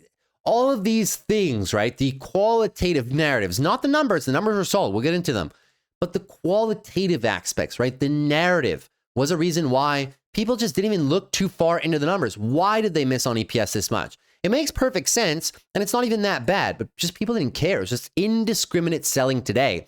Let's get into some of those numbers. So EPS was a miss, supposed to come in positive here. They took a 200% negative wash, coming in at negative EPS, and as a result, negative net income margins for the first time in a long time, minus 8.4% net margins. Their competitor Monster always has between 20 and 23% margins. We will explain why the net margins, why the miss on EPS. That's the purpose of what I do on the channel. Beat on revenue by 0.74%. Now, of course, there was a few acquisitions in the most recent quarters, which we will talk about right now. So let me pull up my charts right here. So more numbers from CELH. Okay. I'll explain the EPS right now. Adjusted EPS was actually a beat. 28 was the estimate. They got in at 0.42. What you're seeing right now is GAAP EPS, minus 0.27. That was driven by the Alani distributor termination accounting. So essentially what Celcius did 2 quarters ago was that they bought Alani brands. We covered this one on the channel. It was another fast-growing energy drink company for $1.8 billion in cash and stock. Celcius Holdings uses Pepsi as a distribution network. Alani Networks did not. So to pivot Alani into Pepsi, they had to cancel the existing distributor deal, which cost them some money, of course, right? Which is why, well, it cost them a lot of money, as a matter of fact. They terminated the distribution deal with the former company, and they signed up Alani under Pepsi. But also, right, also Pepsi agreed to pay for that, right? Here it is down here. Pepsi funding Alani new distributor transaction fees. So that is cash neutral to CELH. But there is an accounting timing difference. CELH realized this EPS negative this quarter. The cash from Pepsi will be coming in next quarter. But as I said, people didn't even look into it too much. The market sentiment is so bad right now, people didn't even look into it too much. They just saw, oh my God, what happened there? Must be something with the consumer. I'm just going to sell the stock, right? No. Pepsi agreed to pay for these fees, but there's an accounting timing difference, so keep that in mind. In terms of overall numbers, though, the numbers are pretty good. Gross margins expanded 51.3 to 51.3%, which was a 5.3% increase year over year. Market share, market gains and energy, U.S. energy category share, now up to 20.8%. I'll show you guys some beautiful slides. You'll see the increases there. Portfolio retail sales for the U.S., 31% year over year. Very strong, because now they have, they have Alani, they have the Celcius brand, and they now have Rockstar, which Pepsi was mismanaging. So Celcius said, let me take care of that for you guys. Alani up 114% year over year. This is the biggest growth driver for the company right now. 7.2% market share. Celcius, they were up 13% year over year. Strong recovery from last quarter. Last quarter was like 3%. Last quarter, all the gains came from Alani. At least now the Celcius brand having a bit better comparable numbers. Rockstar, however, down 9%. So Celcius is going to have to be doing a big job of kind of turning around the Rockstar brand, which is kind of left in the dust by Pepsi, which who was the former manager of that overall. So, of course, guys, you know, they expanded their partnerships with Alani, with Rockstar, now a unified portfolio. So let's get into some very pretty charts for good old Celcius Holdings, shall we? So, right, not too bad, guys. They have the number 9 liquid refreshment beverage brands in the US. That is all liquid refreshment beverage. The number 3 portfolio in terms of size, second only to Monster at number 2 and Red Bull number 1. Fairly good overall, guys. Nothing bad to say. Here's just a whole bunch of their product suites, of course, right? Moving on a little bit further, I'll show you guys some very juicy slides overall in terms of revenue. 75% overall in terms of their year to date, which is very good so far. But if you just look at North America segment, guys, 78 and international, a very small portion of the business, but still a 30% change. Very, very decent. The net income got hit, of course, because of what we talked about for the EPS, the distributor cancellation fees, et cetera, et cetera, et cetera. But we got to focus on the market cap gains, of course, and the retail sales, right? So here's your CELH retail sales across track channels. Very solid, not too bad at all. This includes convenience stores, of course, as well. Pretty solid. CELH's contribution to the category growth, meaning in terms of category growth, how much is Celcius Holdings actually contributing to that growth? Well, Celcius doesn't have the former growth rates that it had back last year and even the years prior, but still good. 32% an uptick from the lows in Q1 of 2025. Celcius Holdings retail sales overall, not too bad, but you can see, right? Retail dollar sales for basically your, quick trip convenience stores and big box retailers such as Walmart, things of that nature, right? Here's the problem, guys, right? The last couple quarters, not too strong, right? Company used to have very good expansion, and now we're kind of flat. Kind of flat overall in terms of retail dollar sales. You need to see a bit of an upswing in that, and that's been one of the things that, Celcius has to get back to. They used to be a very fast-growing brand, not with flat sales, right? It used to be this, and that was the bullish thesis for the stock. Now, it's been somewhat flat. They're expanding market share, but I wouldn't say the category overall is expanding. The category has been a bit soft due to consumer discretionary spend, of course. Here is your portfolio, 20.8% market share, second only to Monster, which has 26.8%, and Red Bull, 35%, the top candidate. But Monster and Red Bull have been coming down ever so slightly. Well, Red Bull has always been like high 30s. They're the blue category right there. Monster Beverage losing market share progressively, and Celcius Holdings has been kind of nibbling at that market share overall. So nice gains, very nice. They're slow gains, but they are gaining. So we do have to recognize that as well, right? Celcius Holdings consolidated revenue. Well, a big part of this bump, guys, is from Alani, okay? However, what this shows right here, this previous chart, right, is it normalizes everything. If you were to normalize everything, you can see that quarter over quarter, there is a bit of a decline right there, even inclusive of Alani, which is a problem that Celcius Holdings had over the past year and a bit, right? Some of this can be attributed to discretionary spending, of course, but they've been doing a good job. Like they're essentially non-organic. Non-organic is without the impact of acquisitions, right? Non-organic has been somewhat soft, and we've talked about that, guys, for the last like 6, 7, 8 quarterly releases that we've been covering on this channel. The acquisition of Alani and Rockstar will add revenue to the company's profile, but you want to see expansion of that revenue. And it's a tough consumer landscape right now. Gross profit and adjusted EBITDA margin, those are moving higher, very solid. So if you were to remove the impact of those distribution deal reallocations, right, they're actually improving. Gross margins moving in the right direction, and obviously EBITDA margins as well. So they are becoming a bit more profitable as a company. So all in all, not that bad of an earnings report. It still does show that organic revenue growth is a little bit soft, right? A little bit soft. This revenue number of 173% year over year, you might think, wow, that's insane revenue gains. But like I said, it's the addition of Alani's revenue into those metrics. If you look at more organic revenue growth, it still shows signs of an industry that has been struggling for the past year and a half, 2 years. So please keep that in mind. The next question you should be asking yourself is, it at $45 after a massive sell-off like this and still well off the all-time highs, is Celcius Holdings a buy? Do you want an energy drink company as part of your portfolio now that the industry is a little bit soft? Let's have a look. Forward price earnings is 30.2. They have a nice EPS growth rate of 25%. Keeping in mind, guys, their EPS is actually looking pretty good. They were negative for a while, and it's just very smooth up and to the right. So like I said, they're doing a good job of cost control. Moving on further, their revenue is not struggling, but a lot of this revenue is inorganic revenue growth. You might see an explosion in revenue here. Yeah, that's because they just put 2 other companies under their belt. But the organic revenue growth profile is not so fantastic right now, not only for them, but for the whole industry overall. Consumers still very soft. That gives them a 1.2 peg. I should erase this little high right here because that was as of last quarter, so my apologies. At 45 bucks right now, it's not terrible at a 1.2 peg. Not terrible. Price of sales is 3.55, which is not so bad. Their closest competitor of Monster, Red Bull is a private company, so we don't have their price to sales, right? However, in relation to Monster, our Monster is right around 66 bucks per share right now. Monster is a 7.4. Monster has better margins, they have more market share, but it's your closest comparable name, right? So at a 1.2 peg, at a 3.55 price to sales, it does show that there is some room for multiple expansion, and the company will be growing into the future. So there's room for multiple expansion, there's room for further company growth.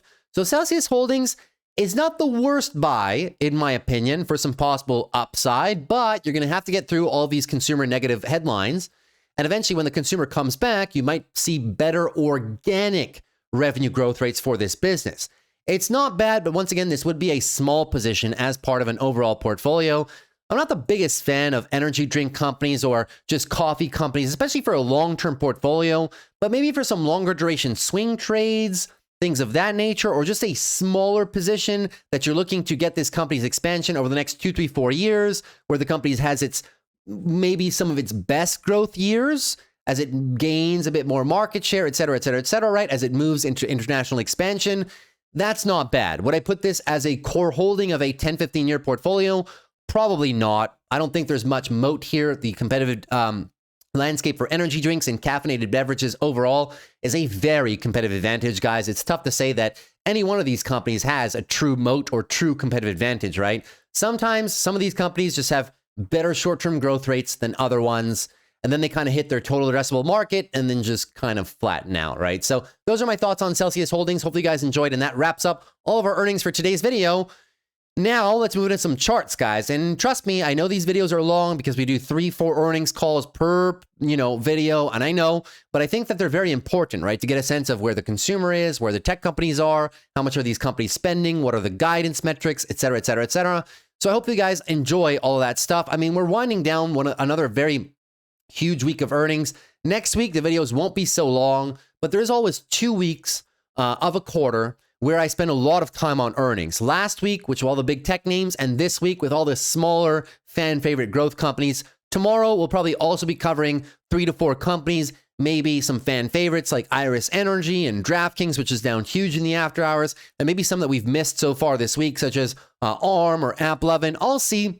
I'll get a sense of what people are looking at in terms of on social media, what people want to see. And maybe you guys can leave a comment down below in the comment section, and maybe we can cover some of your plays as well. Because I know, obviously DoorDash was down and like so many other companies are down. So it's tough to cover all of them, but I'll try my best to cover a lot, most of them. And maybe we can do a few more on Monday if there's not so many companies next Monday. But that's everything, guys. Let's move into some chart analysis right now. And sadly, with the length of the video, I don't think we're going to be able to do biggest gainers and losers. I'll probably have to do those tomorrow, or maybe I'll just make a separate video on Saturday, because none of these are going to change by tomorrow. Let's be honest, right? They're not going to change by tomorrow. Most of them are in daily downtrends, weekly downtrends as well, type of thing at this point in time, almost. Maybe I'll just do a Saturday video and just do like a biggest gainers and losers of the week for Saturday video and see if we can find some trading opportunities for a separate 20, 30-minute video. So that way I have more time to describe some things that I'm looking at right now. Maybe that's the best way of approaching this. But as of right now, we'll try to cover our indexes and also our big tech names. And I think that'll be it for today. So let's get into it, shall we? So the good old S&P 500, we continue to lose more and more ground. This daily uptrend is still intact. We are bouncing into support right now, but look at the futures. The futures are down again.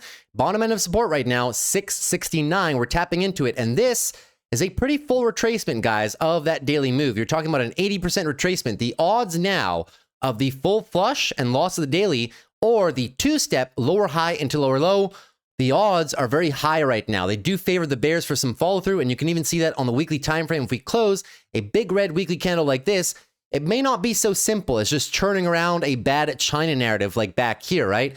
Maybe we actually get a more full retracement into the 12 EMA, 660. The line in the sand for the weekly guys is down here at 653. A lot of space, even if they were to go all the way down there, guys. There'll be a nice pullback on the S&P of 5 to 6%. These styles of pullbacks are very normal in the context of bull markets. We will take it one day at a time. But as I said, the vibe has definitely shifted, and we have to notice the lack of market breadth. That's been concern number one on the channel for the past, arguably the past week and a half at this point in time.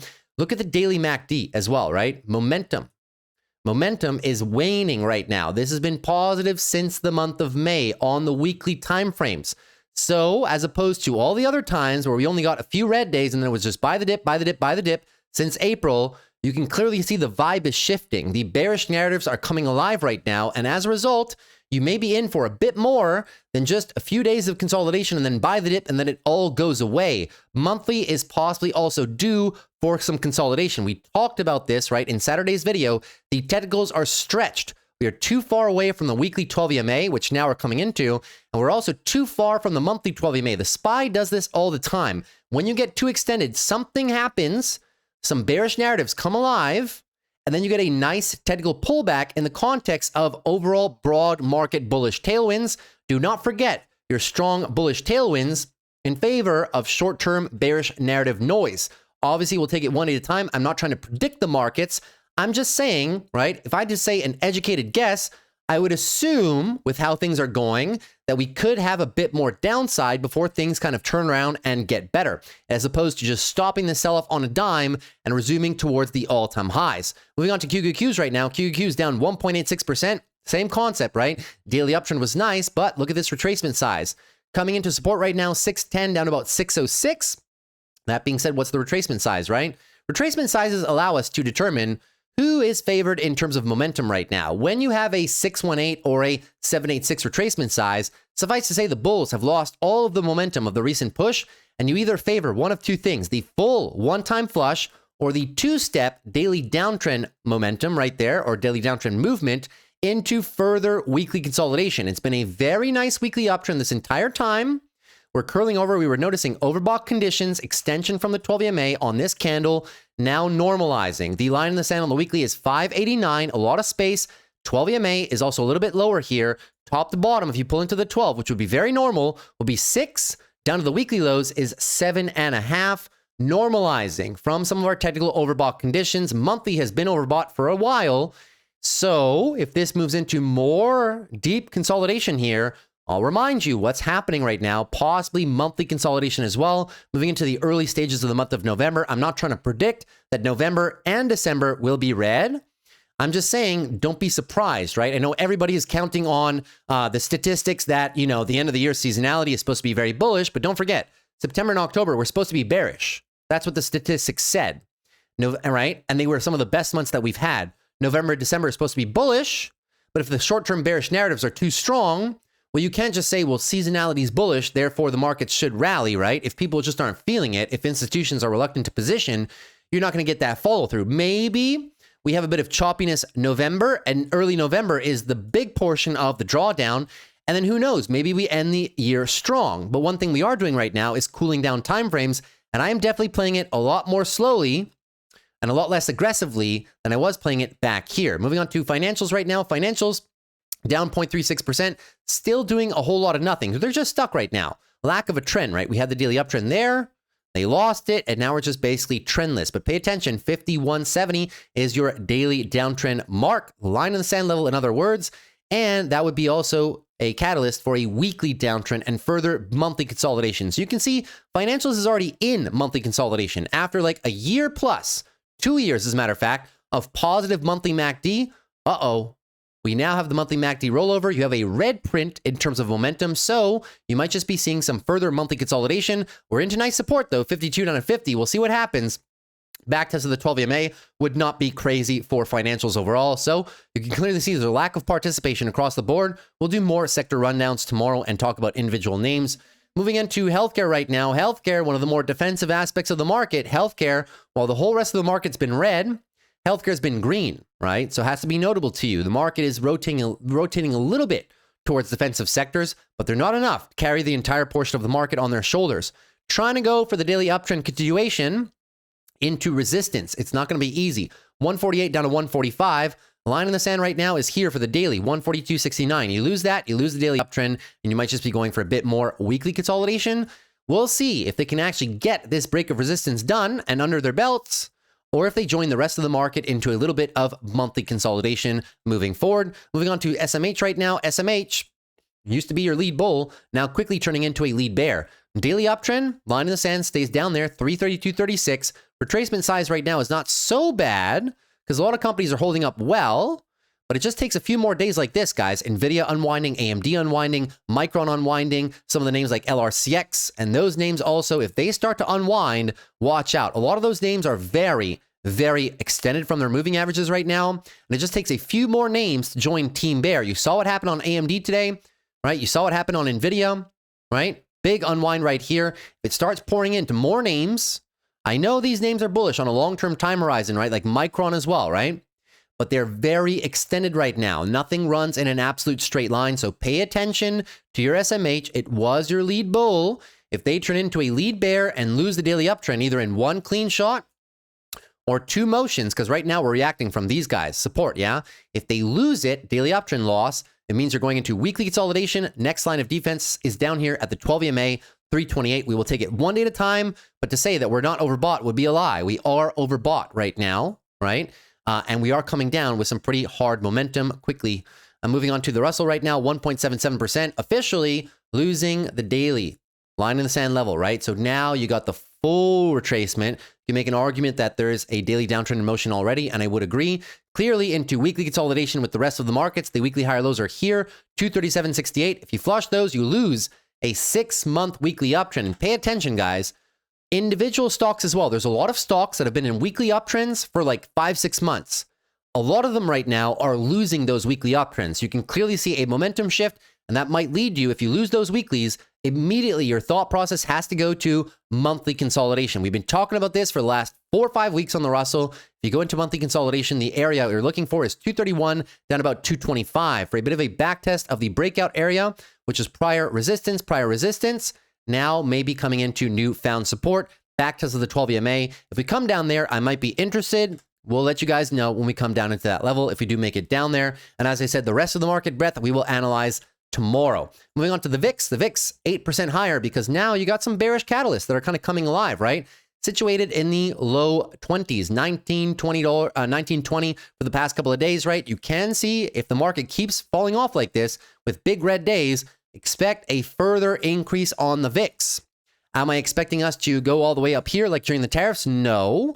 Is it a good time to start selling options on some of your favorite companies? Keyword, your favorite companies. Not on everything. Do not force trades if you're not interested. These declines are crazy, but they can keep going. So only on your favorite high quality, high conviction names. Do not take a shotgun approach to this market and say, well, everything's down. I have to play everything. No. Now, when times are uncertain, you want to focus, if you're selling put options using the wheel strategy, focus on your highest conviction names at prices that you actually want the stocks. When the VIX expands, the put premiums get extremely attractive. Sometimes people get seduced by playing these put options too close to the market. Then you get a sign, you get underwater really, really quickly, and it's not a very fun time. So only on your highest quality, highest conviction names, and be patient. Derive levels, be honest with yourself of where you actually want to possibly write puts on these, because if you get a sign, you're going to be the one holding the bag at that level. So you got to be very happy with the level that you choose to write options on in the current markets. In terms of yields were down on the day across the Thursday session, right? 10 and 20-year yields. The reason why? Well, of course, it was the jobs report, right? Any weakness in it's very funny. Yields move like this every day. Yesterday, we had a positive ADP jobs report. Yields went up because the odds of the Fed cutting went down because, if the jobs market is strong, the Fed doesn't need to cut in December, et cetera, et cetera, et cetera. It puts a bit of cloudiness surrounding the rate cut. Now you get the challenger jobs report today, and that shows that maybe the Fed does need to cut. I'm telling you guys, these yields and the bonds will be all over the place until you actually get the formal cuts. Until then, there's just too many people speculating on this trade, which is why it's a very confusing trade. I still do believe that the bonds can have some nice upside, right? Now we got a bit of a boost two ways. Number one, because of the jobs report, but number two also, there's a bit of a fear bid, right? People rotating out of stocks and maybe wanting to secure some of their capital into the bond trade overall.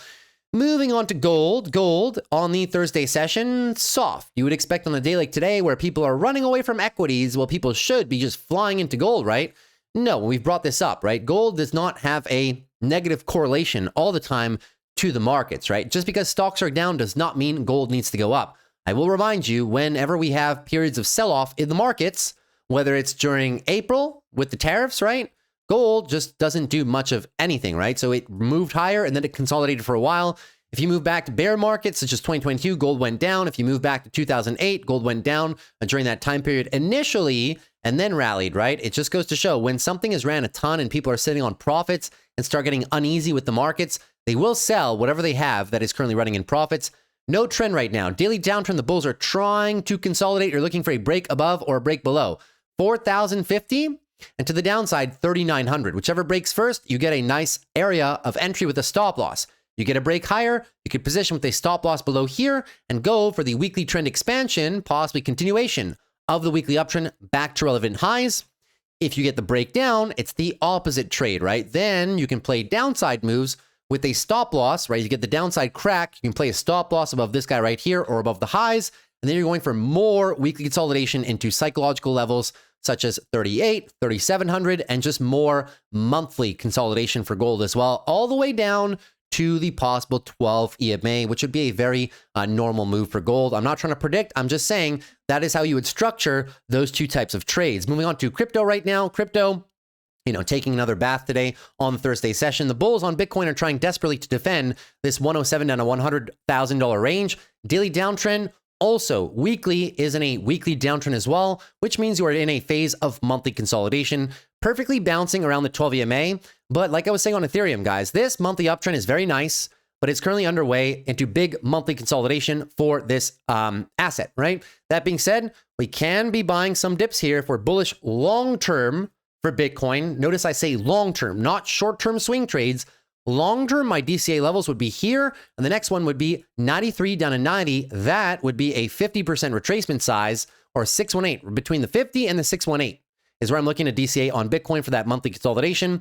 Same as we said on Ethereum, right? We noticed that Ethereum was kind of struggling to bounce out of the support region, 4,000 to 3,800. Now, big daily downtrend, cracked the level. Weekly was always a downtrend, which we were saying as a reason that we wouldn't be surprised that if they crack this level, they're going right down to the next one, which was indeed the 50 to 618% retracement, where the bulls still retain control. It's just a deeper cut in that control, right? So still a decent time to be DCing on Ethereum if you have a long-term thesis. Short-term, I'm not going to say, yeah, this is the bottom. We can go all in for some longs right here. It may be very, very choppy, just as it was back there, right? So keep that in mind.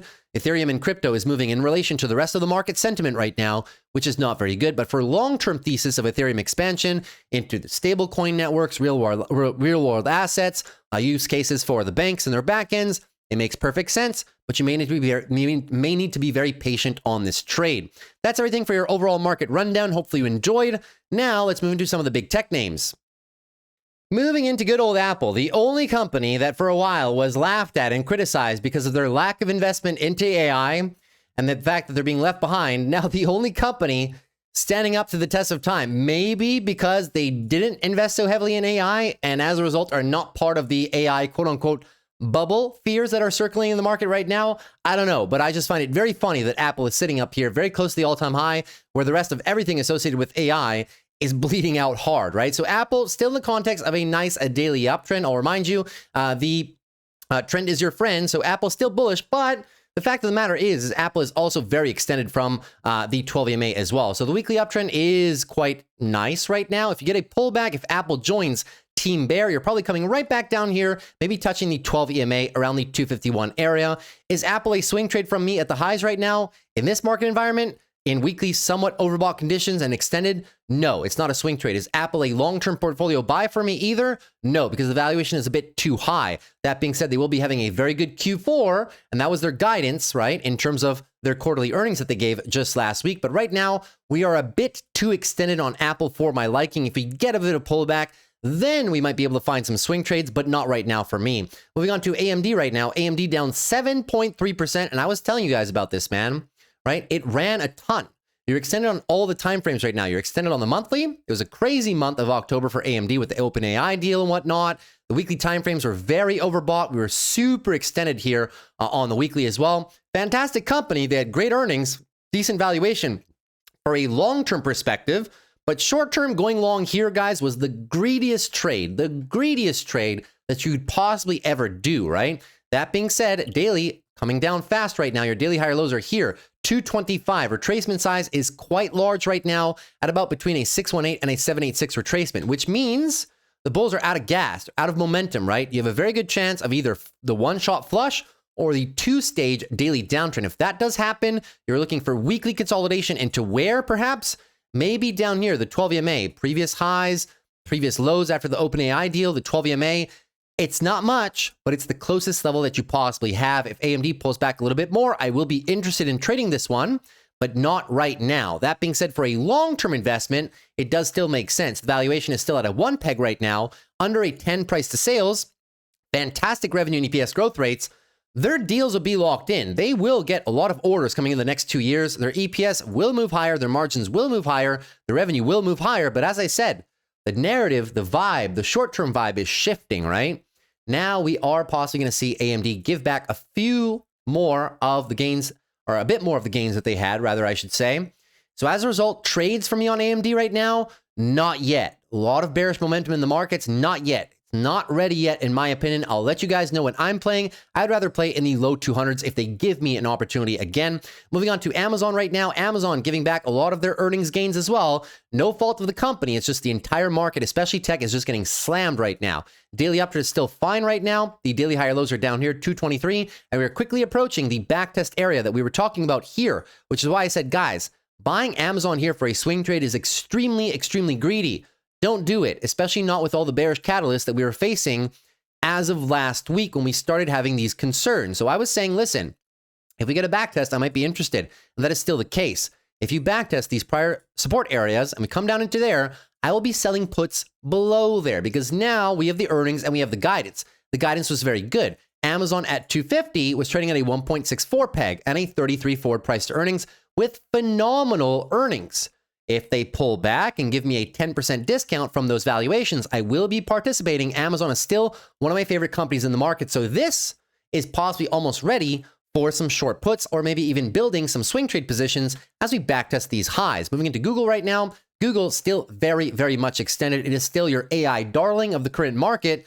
However, it might, if this continues, right, Google's not just going to stay up here all by itself. That being said, the company is still doing very good things, and I'm not going to take that away from them. Daily higher lows are right here, 276. If you unwind this, daily downtrend, and you move into a bit of weekly consolidation for this stock that is very, very much extended on the weekly RSI levels. So pay attention to it. If you come back down, you're maybe coming back down here to 255, lining up with the 12 EMA. It'll be a very healthy retracement and a bit of monthly consolidation after a massive move. Everything, guys, needs to consolidate eventually, and I will be looking forward to that because at 290, the valuation is not that bad. So swing trade for Google up here for me, very greedy, man. Very greedy to go long on Google from here for a swing trade, right? But if you get a pullback, the valuation will make sense. The technicals will make a bit more sense. And that's when you can line up a good swing trade idea, right? To where the technicals make a bit more sense and the valuation also is going to be cheaper than it is right now, even though it is currently quite cheap, right? Moving on to Meta right now. Meta down 2.67% again. And I was saying yesterday, man, we're into support, 640 down to 620, but it's not the strongest area. If we break lower, you're coming down to the big one, 600 to 560. That is the big one, guys, that you got to pay attention to. Bearish momentum right now is still very, very strong. That being said, we are at very low RSI reads on the daily, as low as the tariffs, maybe even a bit lower. And the lowest point that you would have seen before is 2022, when Meta was selling off over similar concerns that they were spending a whole bunch of money on things that weren't necessarily generating them ROI just yet. So those are the concerns for Meta right now, and those types of concerns take a while to get over. Do I think Meta is still a very nice position down here for either leap call options or, deep 2027, right? December 2027 leap call options, or building some shares for a long-term portfolio? Yes, because at 630, the valuation is very good right now. You're around a 20 forward price to earnings ratio, a very attractive PEG ratio as well. Price to sales has come down, so the valuation's come down, but the concerns continue to be the CapEx guidance raise, the expense guidance raise that Mark Zuckerberg talked about, and unfortunately, the market just doesn't believe that they're going to be generating much revenue from these capital expenditure raises and the CapEx raises as well. But Mark Zuckerberg said on the earnings call, he said, listen, yeah, we're spending a bunch of money because we don't want to get left behind. We'd rather build sooner than later, which is exactly what Sam Altman just said as well. And if ever they don't do good advancements in AI themselves, at least they can use the compute power for their cash cow businesses, which is Facebook, Instagram, and WhatsApp, of course, right? Moving on to Microsoft right now. Microsoft also flushing. Look at this big give back. Huge give back from the OpenAI restructuring of the deal to where we are right now, guys. That's a big drop. And they had really strong earnings as well. That's 10% from the highs, man. You've just lost your daily uptrend. Higher lows now smashed. 508, and you've also lost the area of support. Some of you might want to include this bottom end right here as part of the overall support zone. All right, I'll give it to you if you really want to, but momentum is very strong right now. They have also lost clearly the weekly time frame. This was a nice weekly uptrend. You have lost your weekly higher lows. Now that you've lost the weekly higher lows, right? Weekly consolidation and maybe monthly consolidation into where? Into the level that I've been waiting for, guys, for 3-4 months. The 12 EMA, 475, right? People here said it couldn't be done. And now look, just like Netflix, maybe coming into the 12 EMA, 475 down to 450 would be the nice pocket that I'd be looking to either build some trades on Microsoft or build some further share positions. Under 500 right now, they'll be, low 30s multiple, 1.8 PEG, which is not bad for Microsoft, but still a little bit on the higher end. If you give me a little bit more, give me another 5, 6, 7% discount, and then it will make sense to possibly position a little bit heavier, considering the fact that they had beautiful earnings. Moving on to Netflix right now. Netflix down 0.13% overall. Still struggling is Netflix, right? Daily downtrend still. Overhead resistance, 1,150, down about 1,100. That being said, weekly downtrend is still in motion right now. And as a result, monthly consolidation continues into the infamous 12 EMA. They told me it couldn't be done when we were all the way up here. No, Netflix was the place to be. Yes, at super monthly overbought conditions, at super weekly overbought conditions as well, very stretched away from all of your longer term timeframes. And now we are right back down to where I want to buy the stock. So I've been patient and the market has rewarded me for that patience. 1,100 down to $1,000 is the pocket that I want to be buying some Netflix shares at around $1,100. The forward valuation is a 34. PEG ratio is a 1.7. Very solid. And I will remind you, their guidance for 2030 is $1 trillion in market cap. So as the more it goes down, the better my compound annual growth rates into 2030 will become. This is a long-term position for me, but just pay attention, man. Monthly consolidation is no joke. And a lot of these companies, man, after 2 years, I'm getting a bit, the monthly MACD is crossing. When that happens, it doesn't mean we have to flush. It just means that we can move more sideways type of thing. It's just that the momentum bias will not be super, super bullish, right? Moving on to NVIDIA right now. NVIDIA also coming down 3.65%. Daily downtrend, heavy bearish momentum, downtrend into where? Weekly consolidation, and you're coming into support right now, 185, let's call it, down about 177. Now, I will be a fan of selling some put options on NVIDIA, low 170s to about 165. What they're doing right now is they're unwinding the monthly time frame, and as a result, the 12 EMA is catching up. Where is it going to be? Oh, right around 170, 165, especially if we just crack 210 and you give me that size of a pullback, right? I will be patiently waiting for it. That would be 23% from the highs. Has it been a good proposition to be buying NVIDIA whenever it pulls back 20% from the highs over the last few years? The answer has always been yes. So that's where I'm selling some put options currently on this, fan favorite stock and whatnot. But you can clearly see loss of all the momentum. That being said, I'll redo the valuation for you guys tomorrow. At 180, if you take 10% off of where we did it, at 180, your PEG ratio would drop to like a 1.1 to 1.3 because their EPS growth rates are being revised to the upside because of their guidance of $500 billion over the next 6 quarters. So I do want to be buying these dips on NVIDIA. Not super, super, super heavy, but it could be interesting to find more swing trade options down here for some longs, right? if we're patient and also selling some put options or adding shares to the long-term portfolio. A couple more and then we're done. I know the video is long, guys. I'm trying to get through these as fast as possible. Tesla down 3.5%. Now, they did approve Elon Musk's $1 trillion pay package, performance-based pay package, of course. So that was a big bullish point for the stock, right? A little bit of investor concern surrounding that right now, but Tesla's just been locked right here. Now, first glance, I'll be the first to admit this only on the technicals. If you were to put this chart in a bubble, no bearish market concerns, nothing.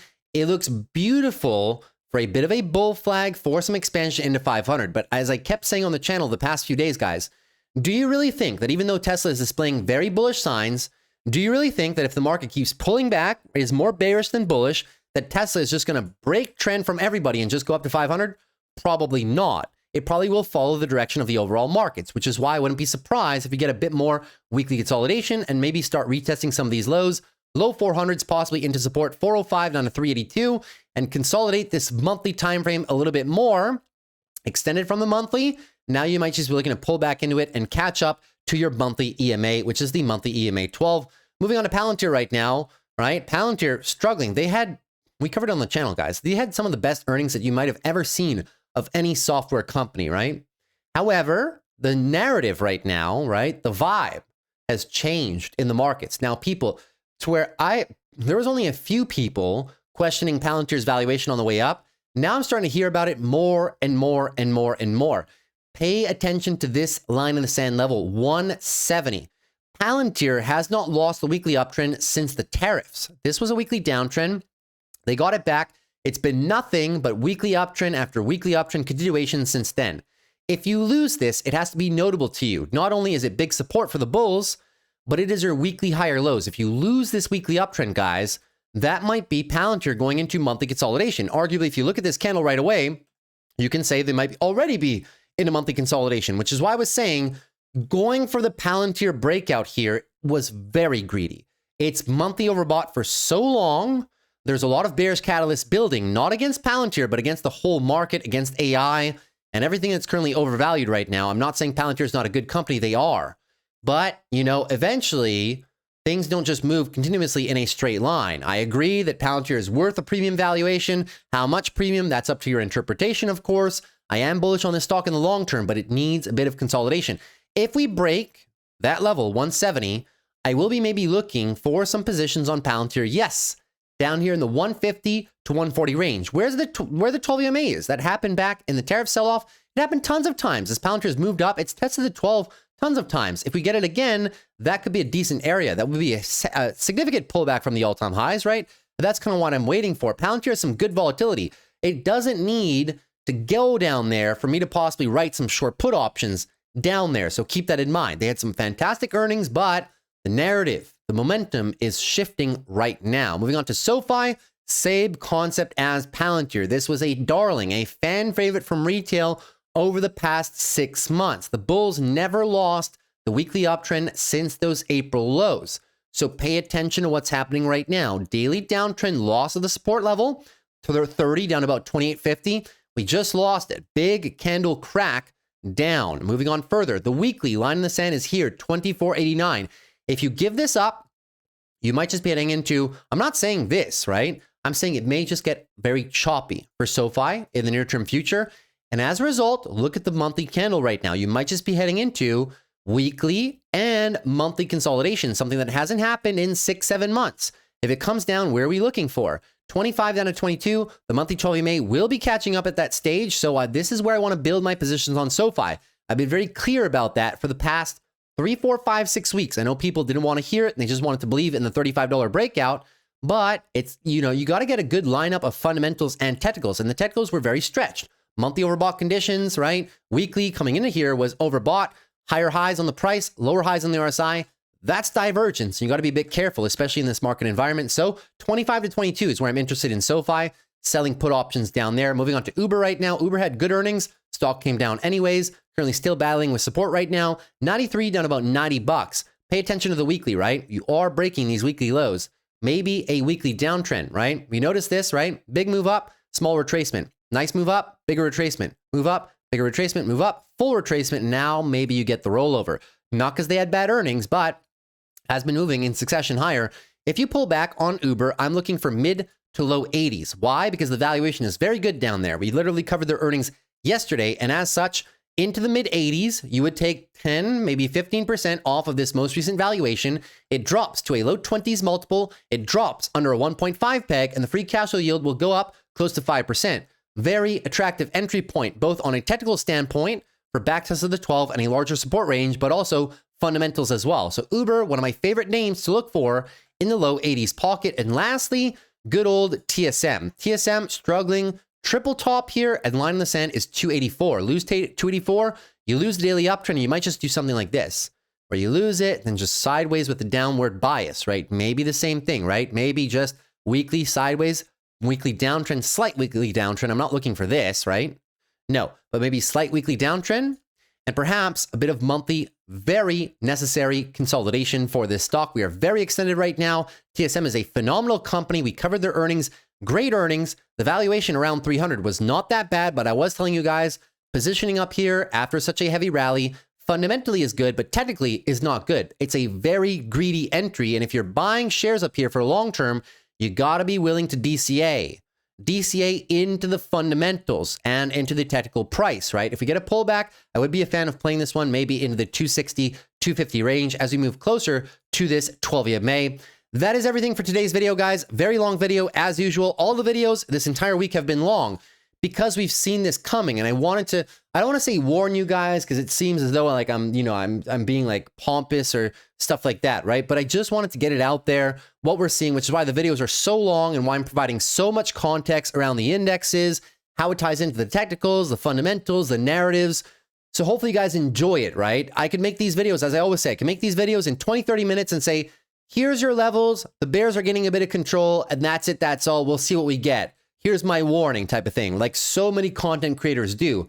But I think you guys enjoy the context, and I want to put some big, I want you guys to understand the thought process, how I see things coming, how I repositioning. I'm not saying I can predict the markets, but it's always it's a scale, right? It's the greed and fear scale, right? When things are really good and the narratives are really clear, you can put your foot on the gas. When things are unclear, I'm still bullish in the long term, but I take my foot off the gas for shorter term swing trades. I take my foot off the gas for aggressive positioning, and I just slow it down. The trading account builds up some cash, right? And we become more conservative and really focus on the highest quality setups. You know what I mean? So that's everything for today's video, guys. If you enjoyed, consider dropping a like. Would appreciate it for the growth of the channel. Consider subscribing if you're new. We do these every Monday to Friday after the close. And last but not least, if you have any questions, please feel free to leave them down below in the comment section. I would enjoy helping you guys out if you have any questions down below there. And last but not least, if you guys are tired of trading the markets all by yourself and you would rather do so with a trading and investing community of over 300 members, you may consider joining our trading and investing community. In that community, you get access to all of my trades in real time, whether it's the wheel trades, the leap call option trades, the short-term directional bets.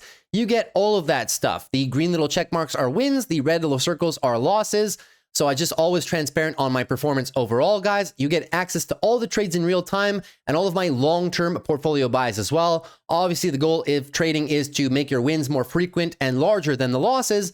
And we've been doing a pretty good job of that over the course of the past year from this Discord, but also as I've been showing you guys on the channel for the past 2 years. You also get access to my private morning live streams where I stream live every morning for about 2 to 3 hours at the open. I trade the market live, give all of my insights in real time, and I also take all your guys' questions on your stocks, your positions, your options, and your long-term portfolios. It's a great place to ask me all the questions that you want in real time, and I can answer them with the charts, with the options chains, with the fundamentals, and give you my perspective in real time. You also get access to our chat rooms throughout the day if you wanted to ask me those questions. I'm very fast to answer. You get access to our educational section with over 15 hours of educational content on fundamental analysis, technical analysis, how to build a trading account, how to build a long-term portfolio, different trading strategies, more videos on the wheel, videos on leaps, videos on debit spreads, credit spreads, a whole bunch of educational content that I won't put on YouTube is available in our Discord. People learn a ton from these videos overall. And last but not least, you get access to all of my charts and all of my watch lists. If you enjoy my support resistance levels, if you enjoy my fundamental analysis breakdowns on all of these companies, Well, you could just copy and paste them in like 15, 20 seconds. You get everything that I have on all of my charts. It's just an added benefit. If any of that interests you, the link to join us is down below in the video description. Hopefully I get to see a few more of you guys in there soon. And if not, I'll see you right back here on the channel. That's it for me. Take care. I'll see you guys after the close tomorrow. Peace.